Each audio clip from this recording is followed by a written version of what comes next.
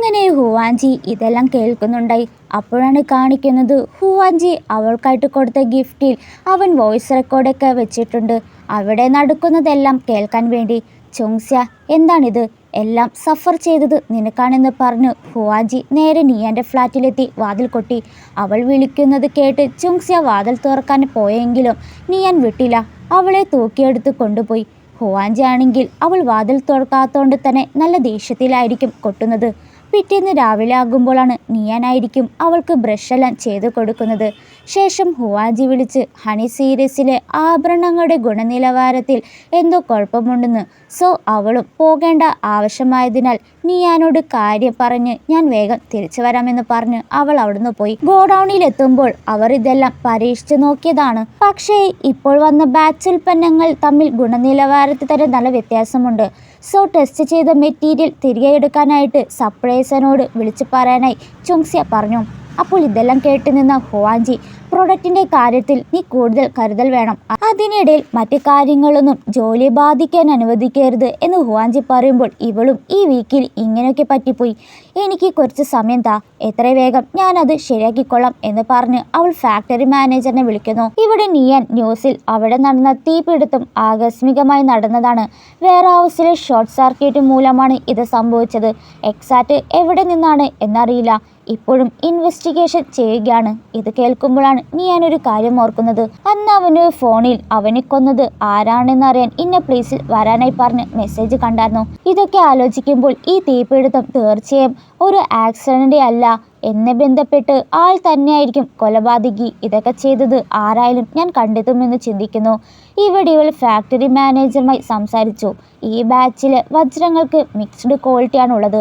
അവർക്ക് ആവശ്യം ഡയമണ്ടിലെ നല്ല ക്വാളിറ്റീസാണ്. ആദ്യ ബാച്ചിൻ്റെ ഹണി പ്രൊഡക്ട്സ് പ്രൊഡ്യൂസ് ചെയ്യണമെങ്കിൽ ബുദ്ധിമുട്ടായിരിക്കും. അതിനാൽ ആദ്യ ബാച്ച് പ്രീസെയിലാക്കി ഉൽപ്പാദന അളവ് കുറച്ചിട്ട് കോൺഫറൻസൊക്കെ ശേഷം ഒഫീഷ്യലായിട്ട് വിൽക്കാം എന്നൊരു ഐഡിയ പറയുമ്പോൾ ഹുവാൻജി നോക്കട്ടെ, അതിനുള്ള അറേഞ്ച്മെൻ്റ് ഒക്കെ ചെയ്യാമെന്ന് പറഞ്ഞ് ഹുവാൻജി പോയി. ഇവളും റോ മെറ്റീരിയൽസ് ഒക്കെ നോക്കാനായി പോയതും പോകാൻ നേരത്ത് ഹുവാൻജി, ഞാൻ ഇപ്പോഴും നിങ്ങളുടെ ഒപ്പമാണുള്ളത്. നിയാനെ കൂട്ടുപിടിച്ചതിൽ അവൾക്കൊരു പണിഷ്മെൻ്റ് ആയിട്ട് അവൻ ആ ഗോഡൗണിൻ്റെ ഷട്ടർ അങ്ങിട്ടു. ഇവിടെ നിയാനാണെങ്കിൽ അവൾ വൈകുന്തോറും പേടിയാവുകയാണ്. എന്താണ് അവൾ വരുന്നത് ലേറ്റ് ആവുന്നത്? ഇനി വല്ല പ്രൊഡക്റ്റ് എന്തെങ്കിലും പ്രശ്നം കാണുമോ എന്ന് ചിന്തിച്ച് നിയാൻ അവൻ്റെ അസിസ്റ്റന്റിനെ വിളിച്ച് വന്ന പ്രൊഡക്റ്റിൻ്റെ ക്വാളിറ്റി നോക്കാനും ചുങ്സ്യ വിറ്റതിൻ്റെ ഡീറ്റെയിൽസ് തരാനായി പറയുന്നു. ഡീറ്റെയിൽസ് കിട്ടുമ്പോൾ വജ്രത്തിൻ്റെ ഗുണനിലവാരത്തിൽ ഒരു തെറ്റുമില്ല. പിന്നെ എന്തുകൊണ്ടാണ് ഹണി പ്രൊഡക്റ്റിൻ്റെ ഗുണനിലവാരത്തിന് എങ്ങനെയാണ് നിലവാരമില്ലാതെ ആകുന്നത് എന്ന് ചിന്തിക്കുന്നു.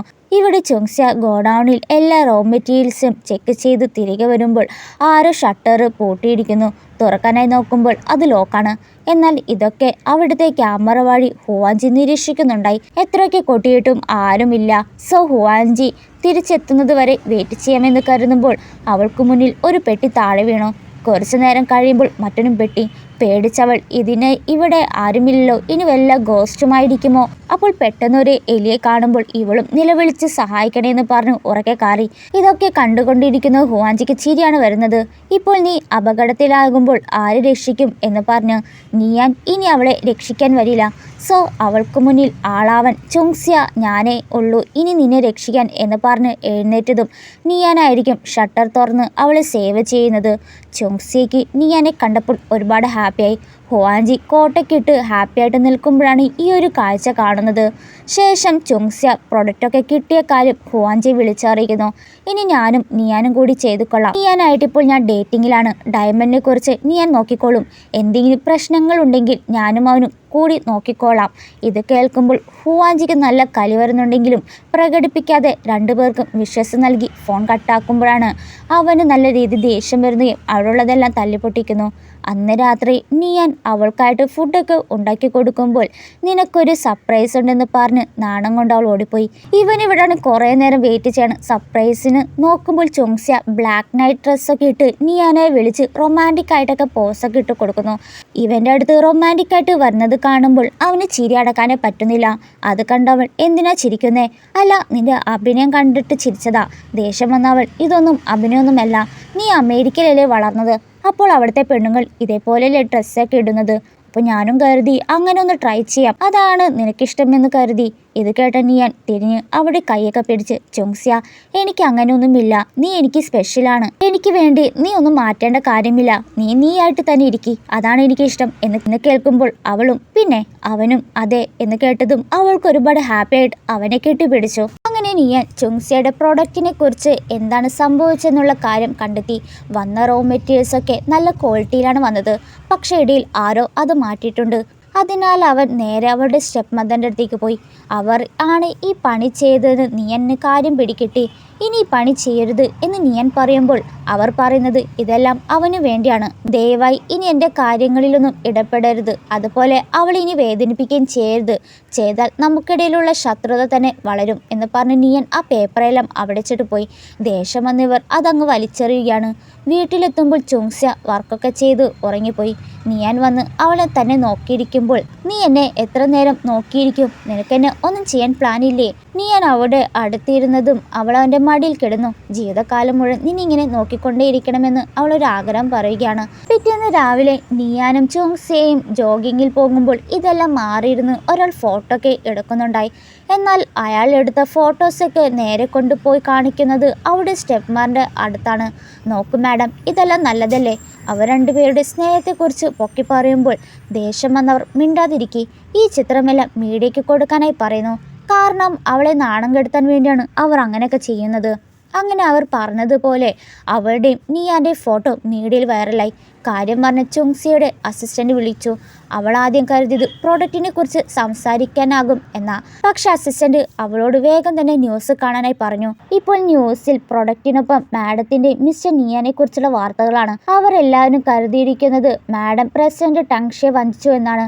ടങ്ഷിയുടെ മുഖച്ഛായമായ നിയാന്റെ മുഖം കാണുന്നവർ പണമുണ്ടാക്കാനുള്ള ഒരു ഉപകരണമായി മരിച്ചതായി ഉപയോഗിച്ചു. അപ്പോൾ ഹണി ബ്രാൻഡ് മുഴുവൻ വ്യാജമാണ്, അതുകൊണ്ട് ആരും പ്രൊഡക്റ്റ് വാങ്ങുന്നില്ല. അപ്പോൾ അസിസ്റ്റന്റ് നിയാന്റെ സൗണ്ട് കേൾക്കുന്നുണ്ടായി. മാഡം അവിടെ ഒരു ആണിൻ്റെ സൗണ്ട് കേൾക്കുന്നുണ്ടല്ലോ. അപ്പോൾ മിസ്റ്റർ നിയാനുമായിട്ട് മാഡം ഡേറ്റിംഗ് ആണോ? ഇവളും അതെ, ഞങ്ങൾ ഡേറ്റിംഗ് ആണ്. അത് കേൾക്കുന്ന അസിസ്റ്റന്റ്, ഇത് ലൂയിസിനെ പോലും ബാധിക്കും. ഇന്റർനെറ്റിലുള്ള എല്ലാവരും പറയുന്നത് ലൂയിസ് നമ്മളെ പ്രമോഷന് സഹായിക്കരുത്, അദ്ദേഹം മുമ്പ് അയച്ച എല്ലാ പ്രമോഷനുകളും വെറുതെയാണ്, ഇനി എന്ത് ചെയ്യും എന്ന് പേടിച്ചായിരിക്കും അസിസ്റ്റന്റ് നിൽക്കുക. നമ്മൾ ഇത്രയും കാലം ഇതിനായിട്ട് തന്നെ കഠിനാധ്വാനം ചെയ്ത് എത്തിയത്, തീർച്ചയായും നമ്മൾ ഇപ്പോഴും അത് നിലനിർത്താൻ തന്നെ പോകും, വിഷമിക്കാതിരിക്കെ. അസിസ്റ്റന്റിനെ ആശ്വസിച്ച് അവൾ കോൾ കട്ടാക്കി. അവൾക്ക് നല്ല വിഷമമുണ്ട്. അവൾ കാരണം ഇപ്പോൾ ഒരു തെറ്റും ചെയ്യാത്ത നിയാനെയും സമൂഹം കുറ്റപ്പെടുത്തുന്നതിനാൽ അവൻ്റെ റെപ്യൂട്ടേഷനും എല്ലാം അവൾ കാരണം ഇല്ലാതാകും. ചില സമയത്ത് ടങ്ഷിനോടുള്ള സഹതാപം തോന്നുന്നുണ്ട് എന്ന് പറയുമ്പോൾ അപ്പോൾ നിയാൻ അവൻ ടങ്ഷിയാണ് എന്ന് പറയാനായി വരുമ്പോൾ ചുങ്സ്യ എഴുന്നേറ്റ് ഒരു മിനിറ്റിനൊന്ന് കെട്ടിപ്പിടിക്കാനായിട്ട് പറയുന്നു. പിന്നീട് അവൾ നിയാനോട്, നീ വിഷമിക്കാണ്ടിരി, ടങ്ഷി കെട്ടിപ്പെടുത്തിയതാണിത്, ഹണി പ്രൊഡക്റ്റ് അത് ഞാൻ കാരണം തകർക്കാൻ പറ്റില്ല, കോൺഫറൻസ് വിളിച്ചു വരുത്തണം, എന്തായാലും ലൂയിസ് എന്ന ഐഡന്റിറ്റി മറച്ചു വെച്ചത് നന്നായി, നീ അത് ഒക്കെ ഓർത്ത് വിഷമിക്കേണ്ട കാര്യമില്ല, ഞാൻ നോക്കിക്കൊള്ളാം, ഈ സമയത്ത് ഞാനാണ് നിന്നെ പ്രൊട്ടക്റ്റ് ചെയ്യുന്നത്. അപ്പോൾ നിയാന് നല്ല വിഷമമുണ്ട്. അവനും അവളെ വേദനിപ്പിക്കണമെന്നൊന്നില്ല, അവനാണ് ടങ്ഷാണെന്നുള്ള കാര്യം പറഞ്ഞ്. എന്നാൽ ഇന്ന് വരുന്ന കോൺഫറൻസിൽ അവരും അവളെ വേദനിപ്പിക്കുന്നത് കണ്ട് നിൽക്കാനും അവനും പറ്റില്ല. ഈ ഒരു പ്രശ്നത്തിന് കോൺഫറൻസിലെത്തിയ മീഡിയ ഇവളോട് പുതിയ ബോയ് ഫ്രണ്ടിനെ വെളിപ്പെടുത്തിയില്ലേ, ആരാണ് അദ്ദേഹം എന്ന് ചോദിച്ചു. അവൾ പൊതിയുന്നു. പോരാത്തതിന് ഇന്ന് അവളുടെ ഹണി പ്രൊഡക്റ്റിൻ്റെ ലോഞ്ച് ഇവൻ്റ് ആണ്. ഇപ്പോൾ പ്രൊഡക്റ്റുമായി ബന്ധപ്പെട്ട ചോദ്യങ്ങൾ ചോദിച്ചാൽ മതി എന്നിവൾ പറയുമ്പോൾ അവർ ആരും പ്രൊഡക്റ്റിനെ കുറിച്ച് ആയിരിക്കില്ല ചോദിക്കുക, മീഡിയ അല്ലേ. പുതിയ ഹണി പ്രൊഡക്റ്റും ആഭരണശേഖരണം പുറത്തിറങ്ങിക്കൊണ്ട് മരിച്ചുപോയ കാമുകിൽ നിന്ന് ഇപ്പോഴും ലാഭം കിട്ടിയോ? നിങ്ങളുടെ പ്രൊഡക്റ്റിൻ്റെ പേര് നിങ്ങളുടെ മുൻ കാമുകനിലിട്ടത് നിരവധി ഉപഭോക്താക്കൾ ഈ ബ്രാൻഡിനെ പിന്തുണച്ചെങ്കിലും അതും അവരുടെ റിലേഷൻഷിപ്പ് കാരണമാണ്. പണമുണ്ടാക്കാനായിട്ടല്ലേ ഇപ്പോൾ ആ പ്രൊഡക്റ്റ് ഇറക്കിയിരിക്കുന്നത്. ലൂയിസും അപ്പോൾ വെറുതെയാണ്. അവൾ കാരണം ലൂയിസിന് എത്ര ആരാധകരെയാണ് നഷ്ടപ്പെട്ടെന്ന് പറഞ്ഞ് കസ്റ്റമർ അവളുടെ പ്രൊഡക്റ്റ് അവൾക്ക് നേരെ വലിച്ചെറിഞ്ഞു. അവളും അവിടെ മേൽ കൊള്ളാതിരിക്കാനായി കുനിയുമ്പോൾ പെട്ടെന്ന് നിയാൻ അവളുടെ മുന്നിൽ വന്ന് നിന്നതും അവൻ്റെ മേലായിരിക്കും വീണത്. ഇവൾ നോക്കുമ്പോൾ നിയാൻ അവനെ പ്രൊട്ടക്റ്റ് ചെയ്യാനായിട്ടാണ് ഇപ്പോൾ കോൺഫറൻസ് വിളിച്ചത്. ഇപ്പോൾ അവൻ അവളെ പ്രൊട്ടക്റ്റ് ചെയ്യേണ്ട സ്ഥിതിയായി. എന്നിട്ട് നിയാൻ മീഡിയക്കാരോട്, ഞാനാണ് ലൂയിസ്. ഇത് കേട്ട എല്ലാവരും ഷോക്കായി. ഇവളും, നീ എന്താണ് ഇവിടെ കാണിക്കുന്നത്, വീട്ടിൽ പൊക്കോ എന്ന് പറയുമ്പോൾ നിയാൻ അതൊന്നും കേൾക്കാതെ, ഈ ഫോട്ടോയിലുള്ളത് ഞാനാണ്, ഞാൻ ലൂയിസ് ആണെങ്കിലും ടങ്ഷിയാണ്. ഇത് കേട്ട അവളൊന്നും ഞെട്ടി.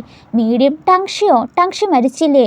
1 വർഷത്തിനു മുന്നേ വിദേശത്തുള്ള കുറ്റവാളികൾ എന്നെ ആക്രമിക്കുകയുണ്ടായി. പോരാട്ടത്തിനിടെ ഗുരുതരമായി പരിക്കുമേറ്റു. ചൈനയിലാണെങ്കിലും ഞാൻ മരിച്ചതായി വാർത്ത വന്നു. വീട്ടിൽ തിരിച്ചെത്തിയപ്പോൾ എൻ്റെ കാമുകിക്കൊപ്പം ഒന്നിക്കാൻ പറ്റി എന്ന് പറഞ്ഞ് അവളെ ചേർത്ത് പിടിച്ചു. അപ്പോൾ മീഡിയ ചോദിക്കുന്നുണ്ട്, ഈ വർഷം മുഴുവൻ നിങ്ങൾ എന്താണ് ഓൺലൈൻ പൂർണ്ണമായിട്ടും വിട്ടുനിന്നത്? ഒളിവിലാണെങ്കിലും ഞാൻ ആക്റ്റീവായിരുന്നു, അതും ഹണിയുമായിട്ട് കൊളാബിന് വേണ്ടി എന്ന് പ്രശ്നം സോൾവായി എന്ന് കരുതി ചുങ്സി ഒന്ന് ആശ്വസിക്കുന്നു.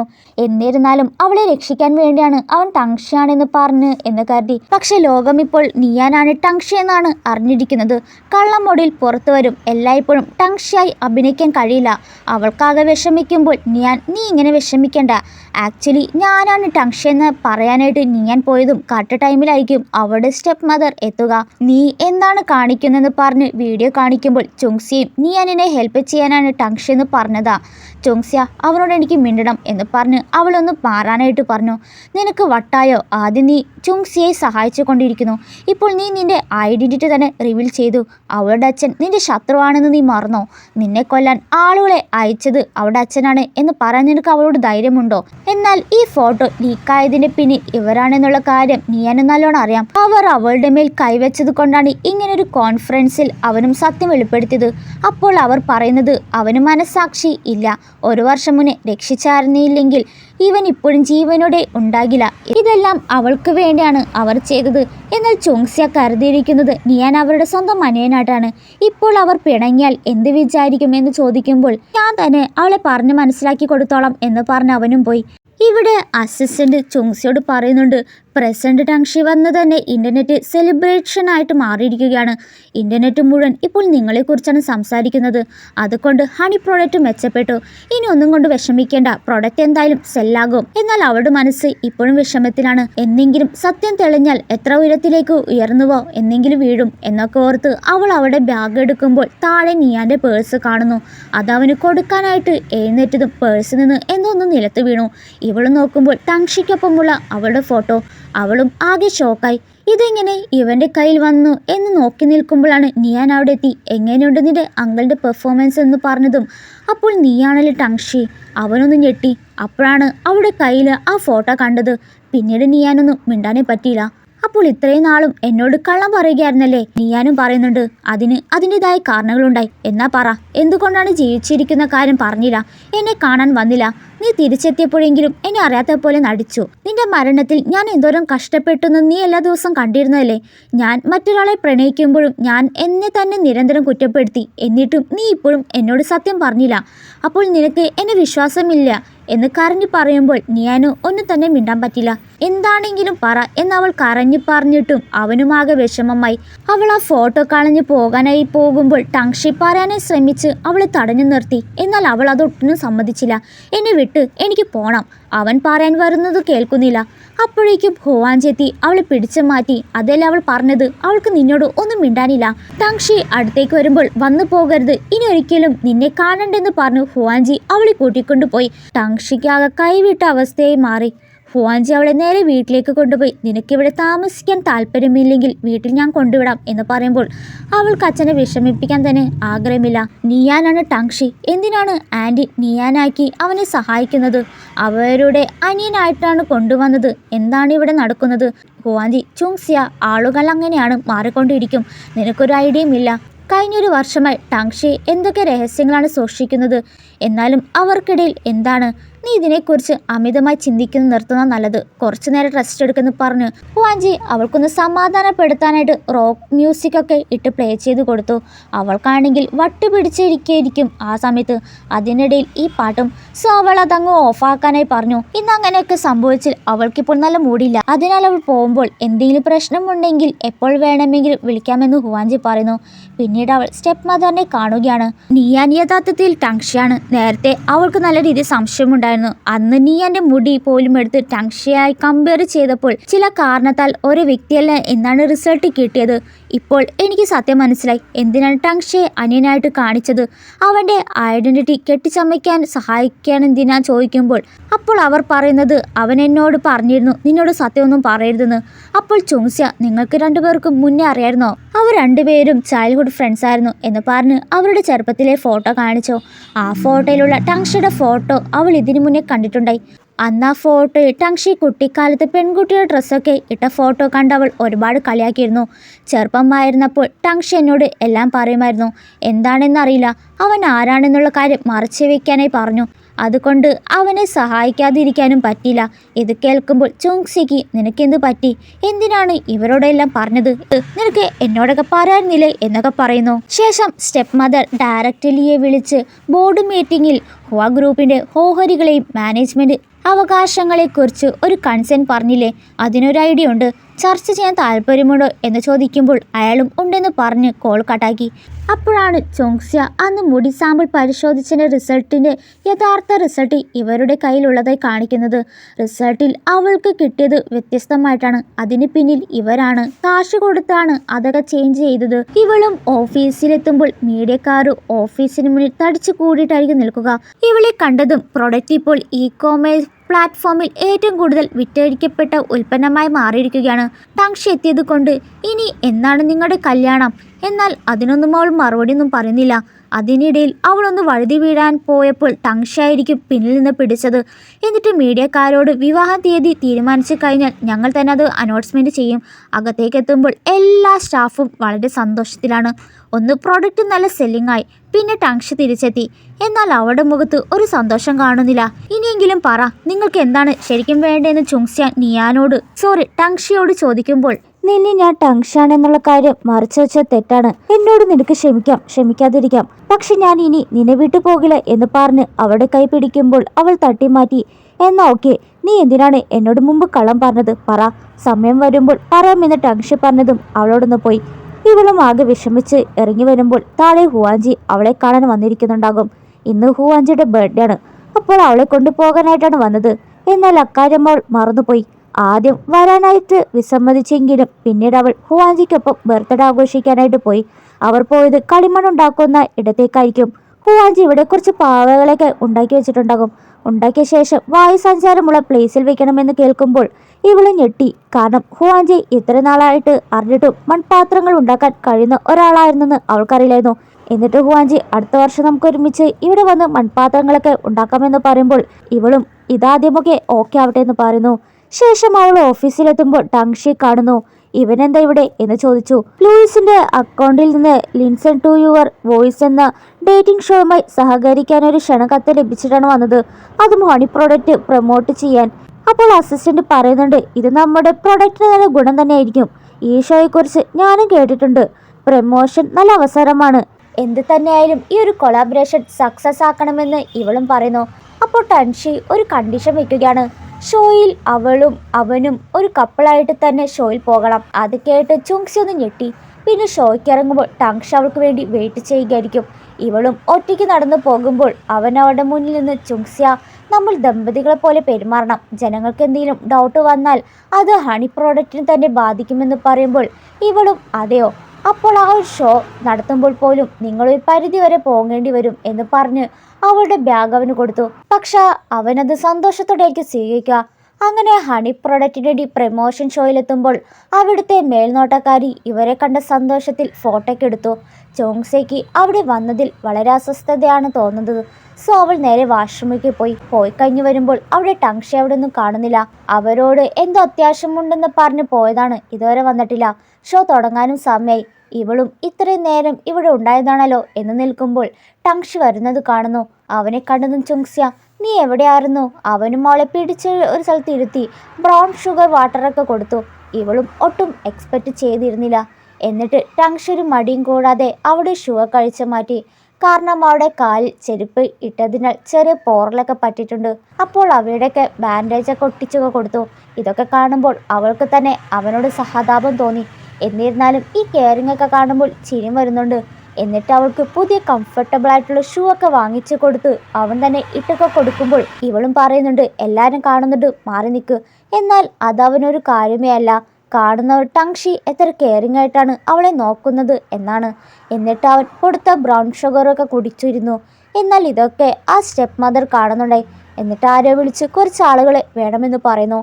അങ്ങനെ പരിപാടിയൊക്കെ കഴിഞ്ഞ് ഇറങ്ങുമ്പോൾ ചുങ്സ്യ പോകുമ്പോൾ പിന്നാലെ വന്ന്, ചുങ്സ്യ, ഞാൻ നിന്നെ കൊണ്ടുവിടാം. അവളാണെങ്കിൽ ഒട്ടും സമ്മതിക്കുന്നില്ല. എന്നിരുന്നാലും അവൻ വീണ്ടും അവളെ കൊണ്ടുവിടാമെന്ന് പറഞ്ഞ് അവിടെ കൈപിടിക്കുമ്പോൾ ദേഷ്യം വന്നവൾ, ടങ്ഷി, നീ എന്തൊക്കെ ചെയ്താലും നീ എന്നോട് ചെയ്തത് മറക്കില്ലെന്ന് പറഞ്ഞ് അവൾ അങ്ങനെ പോയി. അങ്ങനെ ഈ എപ്പിസോഡ് ഇതോടെ തീരുന്നു. അടുത്ത എപ്പിസോഡ് വേണമെങ്കിൽ വീഡിയോ ലൈക്ക് ചെയ്ത് ഒന്ന് കമന്റ് ചെയ്യണേ.